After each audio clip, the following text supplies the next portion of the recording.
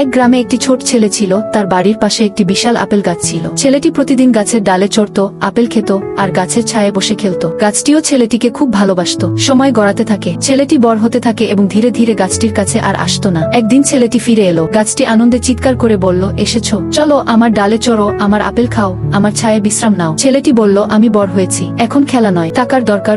গাছটি দুঃখ পেল, তারপর বলল, আমার আপেলগুলো নিয়ে যাও, বিক্রি করো, টাকাটা ব্যবহার করো। ছেলেটি সব আপেল নিয়ে গেল। অনেক বছর পর আবার ছেলেটি ফিরে। গাছটি বলল, চলো আমার ডালে চড়ো। ছেলেটি বলল, এখন আমার পরিবার আছে, আমাদের একটা ঘর চাই। গাছ বলল, আমার ডালগুলো কেটে নাও, ঘর বানাও। ছেলেটি তাই করল। আরো অনেক বছর পর ছেলেটি বৃদ্ধ হয়ে ফিরে এলো। গাছ বলল, দুঃখিত, আমার আর কিছু নেই, শুধুই গোড়া রয়ে গেছে। কি? বৃদ্ধ বলল, তাতে কিছু আসে যায় না, এখন আমার শুধু একটু বসার জায়গা চাই।